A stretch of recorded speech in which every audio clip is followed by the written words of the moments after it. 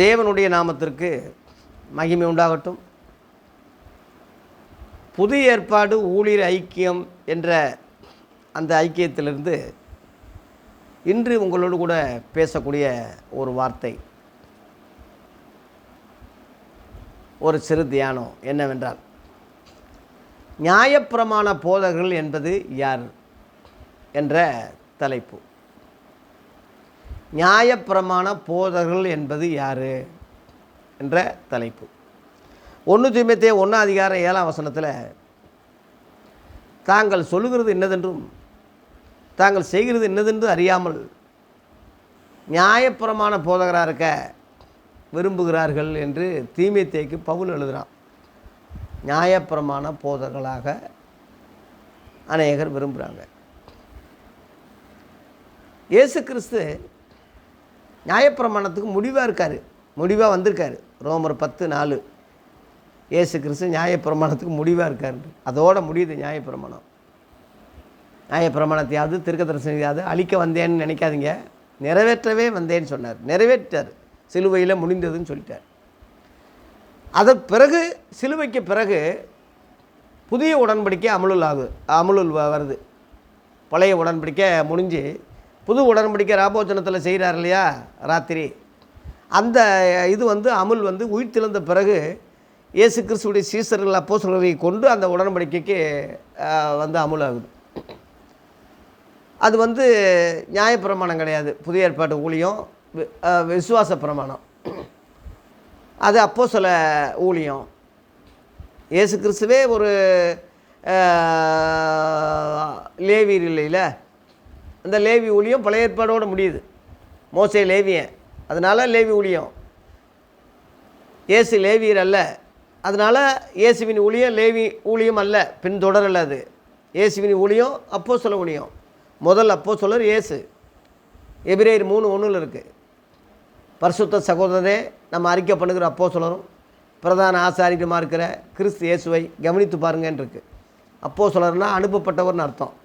இயேசு தேவனால் முதல்ல இந்த உலகத்தில் இயேசு தேவனால் அனுப்பப்பட்டதுனால அவர் அப்போஸ்தலர்னு பேரிடுறார். தேவனால் அனுப்பப்பட்டவர் தேவனுடைய வார்த்தைகளை பேசுகிறாருன்னு யோவான் 3:34 இருக்குது. அதனால் அவர் தான் பரலோகத்திலிருந்து வந்தவர், தேவனால் அனுப்பப்பட்டவர், முதல்ல வந்தவர் இயேசு கிறிஸ்து தான். அதனால் அவர் அப்போஸ்தலர். ரெண்டாவது, அவருடைய ஸ்தானத்தில் அப்போஸ்தலர்களாக ஒரு 12 தெரிந்து கொண்டு லூக்கா 6:13 படி அப்போஸ்தலர் என்று இவரே பேரிட்டு உலகம் முழுவதும் சர்வ சிருஷ்டிக்கும் போங்கன்னு உயிர்த்தெழுந்த பிறகு அனுப்புகிறார்ல, அதெல்லாம் நமக்கு தெரியும். அவங்க எல்லா அப்போஸ்தலரும், அதில் ஒரு அப்போஸ்தலன் தான் தோமா. நம்ம இந்தியாவுக்கு தமிழ்நாட்டுக்கு இரத்த சாட்சியாக மறித்தது எல்லாருக்கும் நமக்கு தெரியும். அதனால் கிறிஸ்தவ ஊழியக்காரங்க புதிய ஏற்பாட்டில் நியாயப்பிரமாணத்தை யாரும் கடைப்பிடிச்சு சொல்லலை. அப்போஸ்தலர் 13:39 நியாயப்பிரமாணத்தினால எவைகளிலிருந்து விடுதலையாகி ரட்சிக்கப்படாமல் இருந்தீங்களோ, மீட்கப்படாமல் இருந்தீங்களோ, இவரை விசுவாசிக்கிற அனைவரும் இவரால் விடுதலையாக்கி நீதிமானாக்கப்படுறான்னு தெரிஞ்சுக்குங்க அப்படின்னு சொல்லி அங்கே சொல்கிறாங்க. அப்போஸ்தலர் 15:24 பேதுரு எழுதுகிறான், எங்களால் கட்டளை பெறாத சிலர் உங்ககிட்ட உங்கள் ஆத்துமாவை புரட்டியிருக்காங்க, குழப்பியிருக்காங்க. எப்படின்னா, நியாயப்பிரமாணத்தை கடைப்பிடிக்கணும், மோசேயின் ஆகமங்களை வாசிக்கணும் அப்படின்னு சொல்லி சிலர் பழைய ஏற்பாட்டை நியாயப்பிரமாணத்தை தூக்கி பிடிச்சதுனால குழப்பம் வந்திருக்கு. அது எங்களால் அனுப்பப்பட்டவங்க கிடையாது, அதை நீங்கள் எடுத்துக்கிறாதீங்க. நாங்கள் பவுலும் சீலாவுக்கும் இந்த நிருபத்தை எழுதி அனுப்புகிறோம். இரத்தத்துக்கும் நொறுங்குண்டு செத்தத்துக்கும் வேசித்தனத்துக்கும் விக்கிரகங்களுக்கும் விலகி இருந்தாலே போதும் அப்படின்னு சொல்லி நிருபங்கள் எழுதி அனுப்புனாங்க. அந்தியோகியா சபைக்கு எல்லா சபையாரை வர செஞ்சு அந்த நிருபங்களை வாசித்த பிறகு தான் சந்தோஷமாக நிம்மதி அடைஞ்சு அவங்க போனாங்கன்றிருக்கு. அந்த ஊரில் தான் முத கிறிஸ்தவங்கன் பேர் சீசர்களுக்கு வந்தது, இயேசுவின் சீசர்களுக்கு. அதனால் நியாயப்பிரமாணம் ஒன்றையும் பூரணப்படுத்தலை. நியாயப்பிரமாணம் கிரியைக்காரர் யாவரும் சாபத்துக்கு உட்பட்டிருக்கிறார்கள். கலாத்தியர் 3:10-11 அதில் 13 மரத்தில் தூக்கப்பட்ட எவனும் சபிக்கப்பட்டவன் எழுதிக்கிறபடி கிறிஸ்து நமக்காக சாபமாகி நியாயப்பிரமாணத்து சாபத்துக்கு நீங்களாக்கி மீட்டு கொண்டாருன்னு போட்டிருக்கு.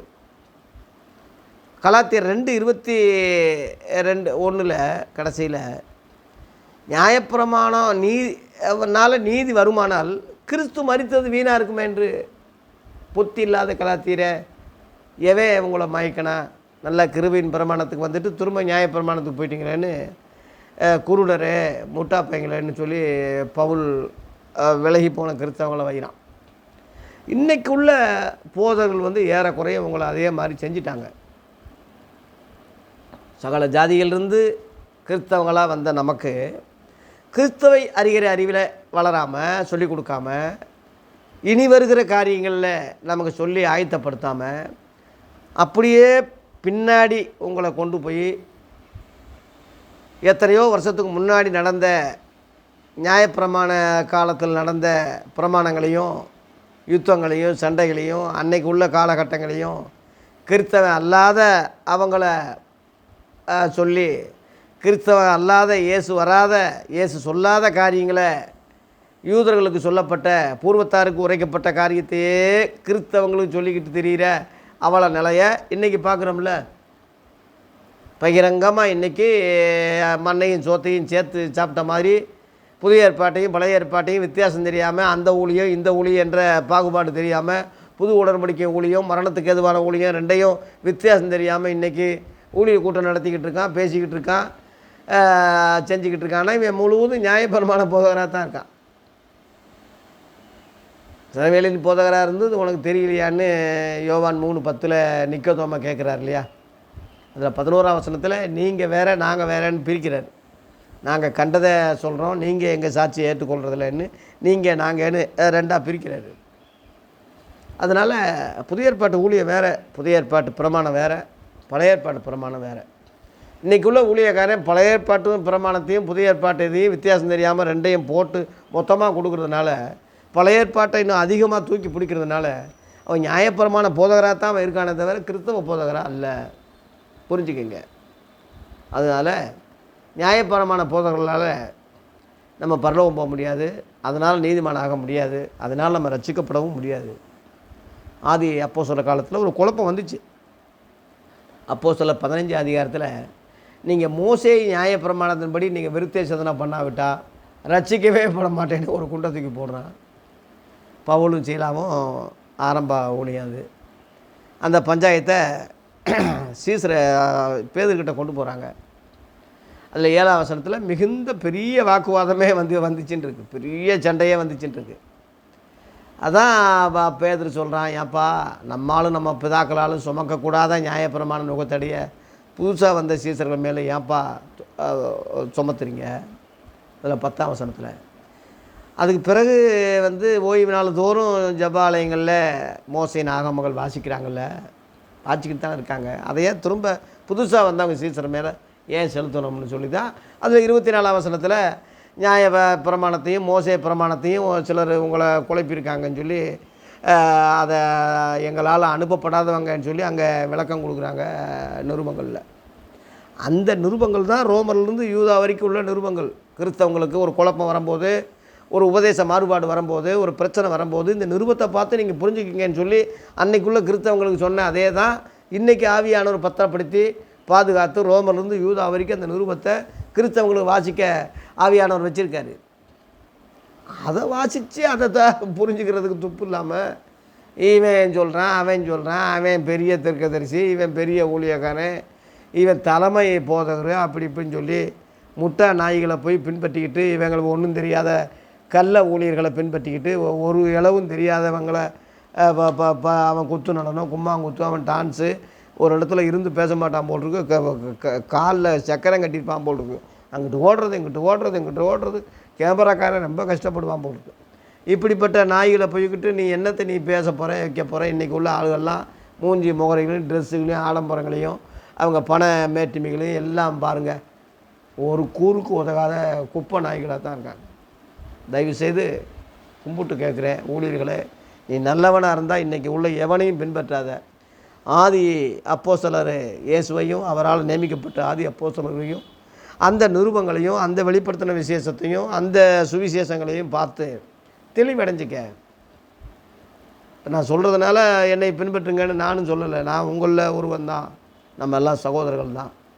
இந்த பூமியில் எவனையும் பிதான்னு சொல்லாதீங்க, எவனையும் குருன்னு சொல்லாதீங்கன்னு சொல்லிட்டாரு மத்தேயு 23. பரலோகத்தில் இருக்கிற ஒருவர் தான் குருன்னு சொன்னார், பிதான்னு சொன்னார். கிறிஸ்து நான் தான் உங்களுக்கு குருன்னு சொன்னார். நீங்கள் இதை விட வேறு என்ன ஆதாரம் இருக்குது? கண்டவங்களை போய் தலைமை குரு, இவர் உதவி குரு, அவர் அந்த குரு, இந்த குருன்னு சொல்லிட்டு திரிவீங்களே.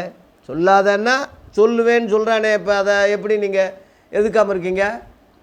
பூமியில் எவனையும் நீங்கள் பிதான்னு சொல்லாதீங்கன்னா இவன் அருள் தந்தைன்னு சொல்கிறான், ஃபாதர்ன்னு சொல்கிறான். அவன் சொல்ல அனுமதிக்கிறான், அவன் அதில் சந்தோஷப்படுறான். நீயும் ஃபாதர்ன்னு சொல்கிற. சொல்லாதேன்னு ஏன் சொன்னால் நீ சொல்கிற, நீ அவனும் சொல்ல வைக்கிறான். எப்படி வழிகாட்டியாக இருப்பாங்க? எப்படி உங்களுக்கு கடவுள் வார்த்தையில் கரெக்டாக நடக்கிறான்னு எப்படிடா சொல்ல முடியும்? பாட்டு பாடுறதுனால ஒருத்தன் நீதிமான் ஆயிடுவானா? நீ சினிமாக்காரன் தான் நல்லா அருமையாக பாடுறாங்க. சவுந்தரராஜன், பாலசுப்ரமணியன், சுசீலா அம்மா, எவ்வளோ அருமையான குரல் அந்த அம்மா. எப்படி நிறைய பாடல்கள், நல்ல கருத்துள்ள இந்த பழைய தத்துவ பாடல்கள், எவ்வளவு அருமையான பாடல்லாம் இருக்குது.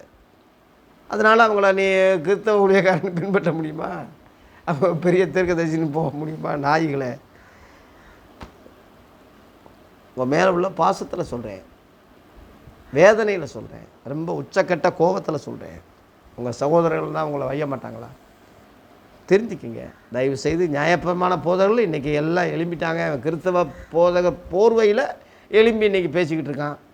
இன்றைக்கி எந்த ஊழியரை கூட்டாத எந்த இதாவது பாருங்கள், நியாயப்பிரமாணத்தை பழைய ஏற்பாடை சொல்லாதவன் எவன் இருக்கான் சொல்லுங்கள்? வாயை திறந்தா ரூத்து வந்துச்சு, நெகோமியா வந்தான், எஸ்தர் வந்துச்சு, மோசே அப்படி போனால் சிம்சோன் வந்தான். எவன் பழைய ஏற்பாடை இன்றைக்கி சொல்லாதவன் எவன் இருக்கான்? இயேசுவின் புதிய போதனைகளை ஜனங்க ஆச்சரியப்பட்டாங்க. இயேசுவை யூதர்கள் அப்படித்தான் நினச்சாங்க. இவன் நியாயப்பிரமாணத்தை அழிக்க வந்திருக்கான். ஏன்னா எதிராக பேசுகிறார்ல, பூர்வத்தாருக்கு உரைக்கப்பட்டதுன்னு கேள்விப்பட்டிருக்கீங்க, நான் சொல்கிறேன்னு புதிய உபதேசம் கொண்டு புதிய கட்டளைகள் தர்றாரு. அதனால் இப்போ நியாயப்பிரமாணத்துக்கு வேட்டு வைக்கிறதுக்கு வந்துட்டான். அப்படி தான் தப்பாக நினச்சாங்க இயேசுவை. மத்தேயு 5:17 சொல்கிறாரு, நியாயப்பிரமாணத்தையாவது தீர்க்கதரிசனையாவது அழிக்க வந்தேன்னு நினைக்காதீங்க, நிறைவேற்ற வந்தேன்னு சொன்னார். ஏன்னா இஸ்ரேல் ஜனங்க நிறைவேற்றலை, யூதர்கள் நிறைவேற்ற முடியல. அதனால் எல்லாருக்கும் சாபம் வந்துச்சு. இந்த கட்டளை இப்படி செய்யாதவன் சபிக்கப்பட்டவன், ஆமேன் இப்படியே சொல்லி ஏற்றுக்கிட்டாங்க. எவனும் நடக்கலை. அதனால் எல்லாருக்கும் அதனாலேயே சாபம், நல்லதே கெட்டதாக மாறிடுச்சு. அந்த குலத்தில் இயேசு பிறந்து நியாயப்பிரமாணத்தின் சாபங்களையும் உலக பாவங்களையும் சுமந்து தீர்க்கிற தேவ ஆட்டுக்குட்டியாக சிலுவையில் எல்லாம் முடிந்ததுன்னு முடிச்சிட்டார். கொலோசியர் 2:15 நமக்கு விரோதமாக உள்ள அந்த கட்டளைகளையும் கையெழுத்துகளையும் குலைச்சி சிலுவையில் அவைகளிலே வெற்றி சிறந்தார். சாத்தானின் தலையை ஆதியாகமம் 3:15 படி நசுக்கி சிலுவையிலே வெற்றி சிறந்து ஜெய வீரராய் 3ஆம் நாள் உயிர்த்தெழுந்தார். இதுதானே சத்தியம், இதுதானே உண்மை. அப்போ புதிய உபதேசங்களை புதிய கட்டளைகள் தர்றாரு. புது உடன்படிக்கைன்னு அவர் சொன்னார் இல்லையா? சொன்னதுனால முந்தினதை பழமையாக்கினார்னு எபிரேயர் 8:13 இருக்குது. புது வருஷம் சொன்னாலே பழைய வருஷம் முடிஞ்சு போச்சுன்னு தானே அர்த்தம். அமுல் இல்லைன்றது, கரண்டில் இல்லைன்னு தானே அர்த்தம். அதையும் வச்சுக்கிருவேன், இதையும் வச்சுக்கிருவேன். பழைய காலண்டரையும் நான் தேதி கொடுப்பேன், புது காலண்டரையும் தேதி கொடுப்பேன். பழைய காலண்டரும் வசனம் தானேன்னா உன்னை மெண்டல் ஆஸ்பத்திரியில் சேர்க்கறது தவிர வேறு என்ன செய்ய முடியும் உன்னைய? அதுதான் இன்றைக்கி நியாயப்பிரமாண போதகர்களாக கிறிஸ்தவ போதகராக இருந்துக்கிட்டு நியாயப்பிரமாண போதகராக ஆக்கிக்கிட்டு ரெண்டையும் கூட்டு இல்லாமல் இப்படி சொல்லிட்டு தெரிகிறவன் தான் இன்றைக்குள்ள தலைவர்கள், இன்றைக்குள்ள நாதாரிகள்லாம் அதுதான். அதனால் தயவுசெய்து அவங்கள பின்பற்றாதீங்க. நியாயப்பிரமாண போதகராக இருக்க அநேகர் விரும்புகிறாங்க, பேசுகிறாங்க. இன்றைக்கி முழுவதும் எல்லாம் ஏறக்குறைய அதுதான். அதனால் சிலரை போதகராக நியமித்தார்னு எபேசியர் 4:12-13 இருக்கு இல்லையா? கிறிஸ்துவ போதகர், அது நியாயப்பிரமாண போதகர்கள். இன்றைக்கி உள்ளவன் நியாயப்பிரமாணத்தை அதிகமாக பேசுகிறான்னா, பழைய ஏற்பாட்டை அதிகமாக சொல்கிறான்னா, அவன் கிறிஸ்தவ போதகர் அல்ல, நியாயப்பிரமாண போதகர். கிறிஸ்தவ போதகர்களாக இருந்தவங்க புதிய ஏற்பாட்டில் நியாயப்பிரமாணத்தை கடைபிடித்தவங்களுக்கு அதில் உள்ள விஷயத்தை சொல்லி அதிலிருந்து விடுதலையாகி புதிய உடன்படிக்கை கொண்டு வர கிறிஸ்தவங்களாக மாற்ற முயற்சி பண்ணாங்களே தவிர, ஊழியம் செஞ்சாங்களே தவிர, நியாயப்பிரமாணத்தையே சொல்லி அதையே நீங்கள் இது பண்ணுங்கன்னு சொல்லி புதிய ஏற்பாட்டு ஊழியர்கள் சொல்லலை. அவங்க யூதர்கள் மத்தியில் ஊழியம் செஞ்சதுனால அவங்க வேதத்தை பழைய ஏற்பாட்டை கடைப்பிடிக்கிறதுனால அவங்க அதை சொல்லி அவங்கள கிறிஸ்தவங்களாக மாற்ற முயற்சி பண்ணாங்க. அதான் அப்போஸ்தலர் 2ஆம் அதிகாரத்தில் ஒரே நாளில் யூதர்கள் ஏறக்குறைய 3000 பேர் கிறிஸ்தவங்களாக மாறினாங்க. யூதர்கள் மாறுறது சும்மா லேசு இல்லை. அப்படி பரிசுத்த ஆவியானவர் அங்கே பெந்தேகோஸ்து நாளில் இறங்கி பலமாய் கிரியை செய்தார். அந்த ஊழியம் பழைய ஏற்பாட்டில் அல்ல. லேவி ஊழியம் பார்த்திங்கன்னா 3000 பேரை கொன்னான். யாத்திரை 32:28 லேவியர்கள்லாம் வெட்டுறான்னு சொல்லி மோசே சொல்கிறான். ஆடல் பாடல் கண்ணுக்குட்டியை வச்சு கும்பிட்டாங்கன்னு சொல்லி 3000 பேரை வெட்டி கொன்னான். அதான் லேவி ஊழியம். இங்கே 3000 பேர் ரட்சிக்கப்பட்டாங்க. அதான் அப்போஸ்தல ஊழியம். பேதுரு ஒரு லேவின் அல்ல, அவன் யூதன். அந்த ஊழியம் மாற்றப்படுது, அந்த உபதேசம் மாற்றப்படுது. அதில் 42 அப்போஸ்தலர் 2:42 பார்த்திங்கன்னா அவர்கள் அப்போஸ்தல உபதேசத்துலேயும் அந்நிய ஒன்றியத்துலேயும் அப்பம் பிக்கிறதுலையும் ஜெபம் பண்ணதுலையும் உறுதியாய் தரித்திருந்தாங்க. அன்றைக்கி தான் சபை தொடங்குது. கிறிஸ்தவ சபை 47 பார்த்திங்கன்னா ரட்சிக்கப்பட்டவங்களே கர்த்தர் அனுதினமும் சபையில் சேர்த்து கொண்டு வந்தார்ன்று. சபை கிறிஸ்தவ சபை அன்றைக்கி தான் வருது. அதான் என் கல்லின் மேல் என் சபையை கட்டுவேன், பாதாளத்தின் வாசலை மேற்கொள்வதில்லை என்றுருக்கு. அந்த சபைகள் இல்லாமல் சபைன்னு போட்டிருக்குல்ல, அந்த சபை இப்போ எங்கே இருக்குன்னா சர்வ சங்க சபையாக பரலோகத்தில் இருக்குது. எபிரேயர் 12:23 இருக்குது. சர்வ சங்க சபை அங்கே சேர்ந்தீர்கள்ன்ட்டு போட்டிருக்கு இல்லையா, அதுதான் பரலோகத்தில் உங்கள் பொக்கிஷங்களை சேர்த்து வைங்கன்னு சொல்கிறார். பரலோகத்தில் இருக்குது அந்த சர்வ சங்க சபை. ரட்சிக்கப்பட்டவங்களை கர்த்தரே அங்கே சேர்க்குறாரு. இங்கே மனுஷன் சேர்க்குறான், அங்கே கர்த்தர் சேர்க்குறாரு. அந்த சபை கிறிஸ்துவின் சரீரமாகிய சபையானதுன்னு போட்டிருக்கு. நீங்களே கிறிஸ்துவின் சரீரமாயும் தனித்தனி அவைங்களுமாயும் இருக்கீங்கன்னு 1 கொரிந்தியர் 12:27 இருக்குது. அதில் தான் மாளிகை முழுவதும் இசைவாக இணைக்கப்பட்டு கர்த்தருக்குள் பரிசுத்த ஆலயமாக எழும்புது. அதுதான் எடுத்துக்கொள்ளப்படும், மற்றதெல்லாம் கைவிடப்படும். அதனால் கிறிஸ்தவ போதகராக இருக்க பாருங்கள், நியாயப்பிரமாண போதகராக ஆகாதீங்க. அந்த மாதிரி ஆணவங்களை விட்டு விலகி சத்தியத்தை சொல்லி சத்தியத்தில் வாழ்ந்து சத்தியத்தை கைகொண்டு வருகிற நீதி உள்ள ஜாதியாக பரலோக கதவு உங்களுக்கு திறக்க பாடுபடுங்க, முயற்சி பண்ணுங்கள். கடைசி இந்த காலத்தில் இந்த வெளிச்சத்தை கர்த்தர் கொடுத்துருக்கிறார். புரிஞ்சு அறிஞ்சு நடங்க. கர்த்தர் நம்மை ஆசீர்வதிப்பாராக. நாளைக்கு சந்திப்போம்.